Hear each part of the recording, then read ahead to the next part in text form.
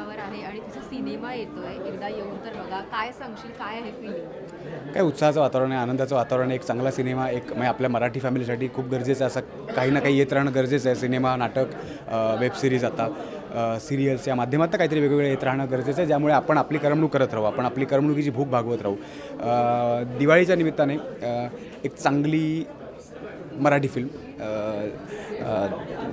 म्हणजे मनोरंजन आहेच, करमणूक म्हणजे कॉमेडी असल्यामुळे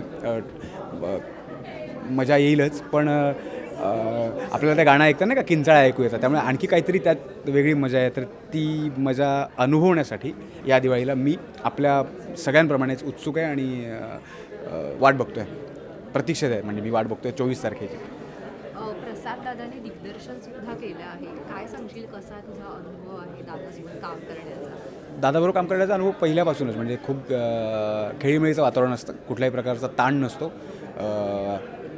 आरडाओरड नसते, म्हणजे अनावश्यक आरडाओरड नसते. फक्त आणि फक्त त्या कामाला घेऊनच बऱ्याच गोष्टींवरती चर्चा होते. त्यामुळे आपण त्या चर्चेत जरी सहभागी नसलो तरी आपल्याला बाजूला राहून, शेजारी उभं राहून आपण काय घेऊ शकतो याचा एक अंदाज येतो आणि आपण शिकत राहतो. तो हाच म्हणजे हेच माझ्या वाट्याला आलं आणि मी ते प्रामाणिकपणे अनुभवलं. शूट दरम्यान थोड्या अडचणी आल्या, म्हणजे ते पाऊस आणि या सगळ्या गोष्टीमुळे ते शेड्यूल थांबलं आणि परत मग नवीन दुसरं एक शेड्यूल डिसेंबरमध्ये सुरू झालं किंवा होतं. तर अशा अडचणीनंतरही प्रसाद दादाच्या पहिल्याच फिल्मला ती अडचण होती, तरीही पूर्ण फिल्म म्हणजे शूट पूर्ण होईपर्यंत दादाची एनर्जी ही अगदी पहिल्या दिवसासारखी, म्हणजे मुहूर्ताला जशी होती किंवा रिडिंगला जशी होती, नरेशनला जशी होती, तशीच ती टिकून होती. त्यामुळे मला असं वाटतं की प्रसाद दादाने म्हणजे सगळ्याच टीमने, पण खरं तर प्रसाद दादाने पहिली फिल्म म्हणून खूप मनापासून त्यात सगळं ओतलं आहे. त्यामुळे ती पहिली फिल्म मला असं वाटतं की ती पहिली फिल्म वाटणार नाही त्यांची, इतकं त्यांनी मनापासून काम केलं आहे. येस. इतकी धमाल स्टारकास्ट आहे तुझ्यासोबत. म्हणजे अनेकांनी तर तुझ्यासोबत आधी काम केलेलंच आहे वेगवेगळ्या प्रोजेक्टमधनं. तर या सिनेमाच्या निमित्ताने किती मजा आली तुम्हाला, म्हणजे तुला तुझ्यासोबत काम? नाही, मजा नेहमीच येते मला. मी आता गिरीश सरांबरोबर मी धमालच करतो. म्हणजे मी अर्थात त्यांच्यासमोर खूप मस्ती नाही करता येत, कारण ते खूप शिस्तप्रिय आहेत. त्यांना खूप गोष्टी अशा व्यवस्थित लागतात, म्हणजे सगळ्याच बाबतीत. आणि याची पण गरज आहे एक चांगला कलाकार म्हणून घडण्यासाठी, असं मला वाटतं. म्हणून मी त्यांच्याबरोबर खूप जास्त वेळ घालवला आहे. मी बऱ्याच जणांना सांगितलं आता की मी त्यांच्याबरोबर मेस्सी जो वर्ल्ड कप जिंकला आहे ती मी त्यांच्याबरोबर बघितली मॅच. त्यामुळे त्यांच्या खूप वेगळ्या आठवणी माझ्यावर आहेत.